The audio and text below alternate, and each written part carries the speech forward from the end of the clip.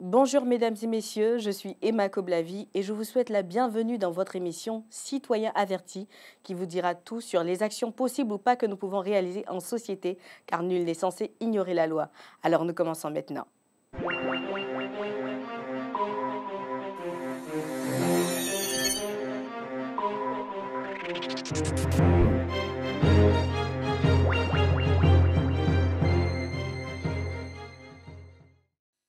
Aujourd'hui, nous allons parler de nuisances sonores. Qu'est-ce que c'est en réalité?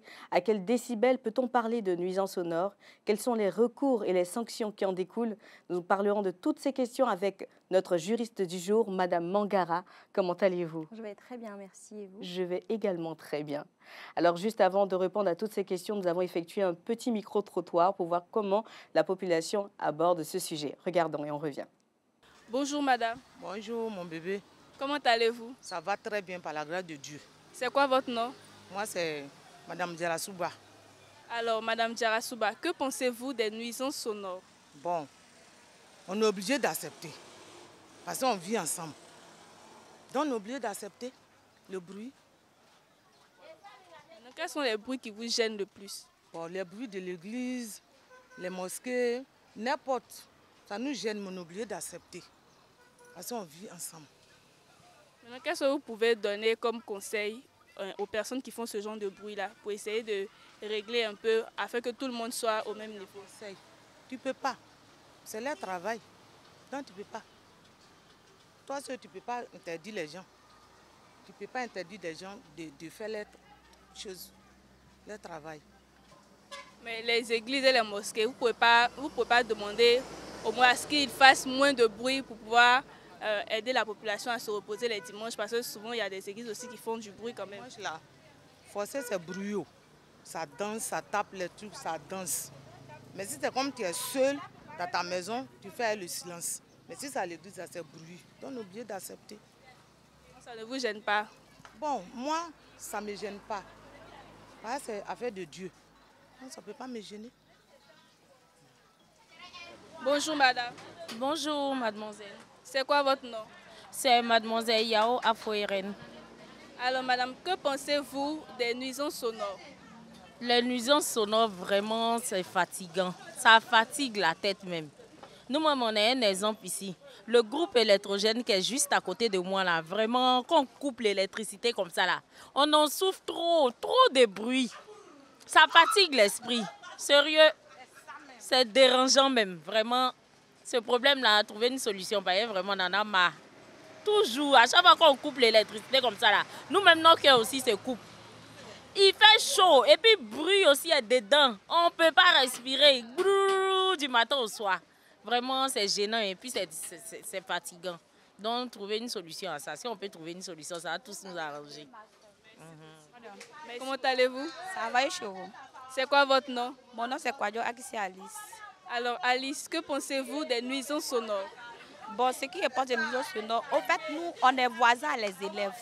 Il y a une école à côté de nous ici. Les élèves là, voici l'école là qui se trouve derrière nous. Mais quand ils finissent ça, c'est quand c'est ici l'école là se trouve. Quand ils viennent faire bruit, quand on parle, ils nous insultent. Donc nous, ça nous fatigue. Donc essayer de leur parler, en tout cas trouver solution de ça, ça nous gêne. Parce que nous-mêmes, c'est quand nous sommes dans notre bureau aussi. Donc quand ils viennent faire bruit comme ça, là, ça nous fatigue un peu. Donc trouver solution de ça. On a besoin de ça même.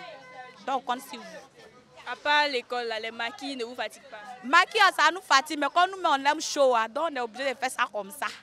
Nous, on adore le show parce que 2 jours après arranger nos coins là, donc on est calme un peu. Sinon, quand on finit comme ça, là, nous, on fait le show. Mais on s'arrange, mais pas à la maison, quoi. Mais au travail, on peut faire le bruit, mais à la maison, tu dors et puis il y a bruit, c'est pas logique, c'est pas bon.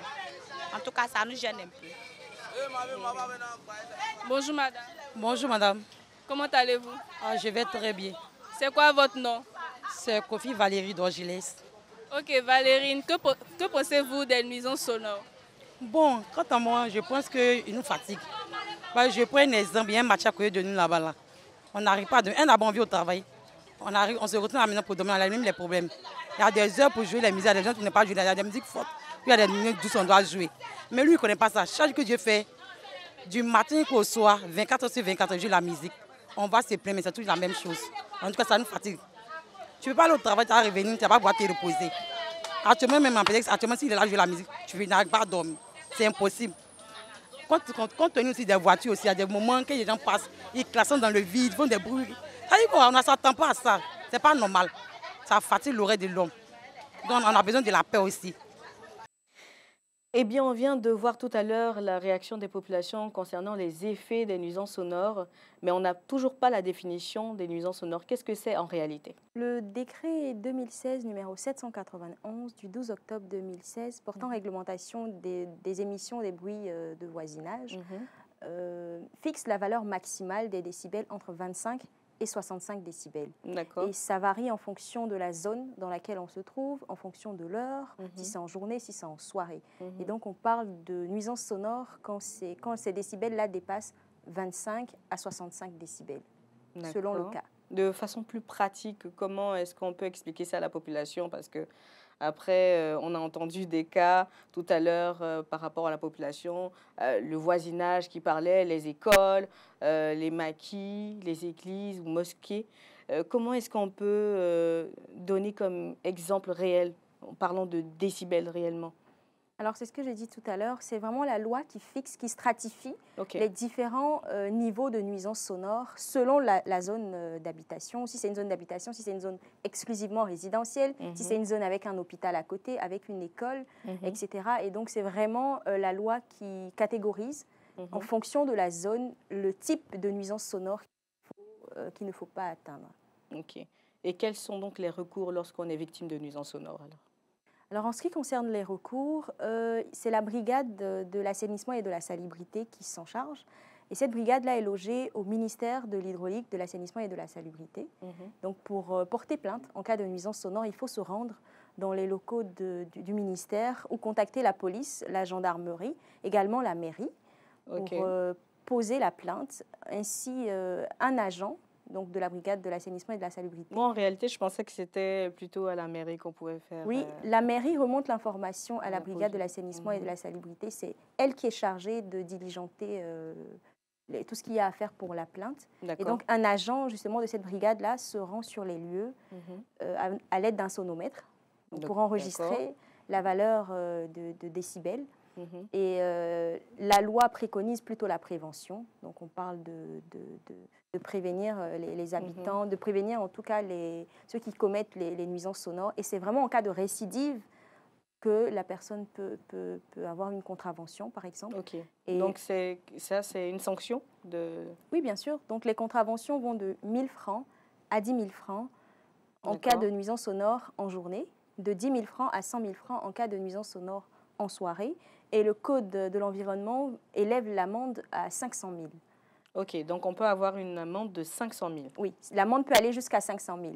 Mais également, la brigade, le ministère peut prendre un arrêté de fermeture provisoire de l'établissement en question qui commet les nuisances sonores ou de suspension définitive. D'accord. Et c'est après plusieurs plaintes ou c'est juste une seule plainte qui permet d'avoir... C'est vraiment en cas de récidive que la sanction tombe. Et donc, c'est appréciable au cas par cas.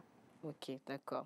Et est-ce qu'il y a eu des cas déjà effectifs jusque-là qui ont été réglés par rapport au cas de nuisance sonore? Oui, bien sûr. De 2011 à 2022, la brigade a enregistré 1235 plaintes de population et la commune de Cocody arrive en premier. Ce qui n'étonne pas vraiment.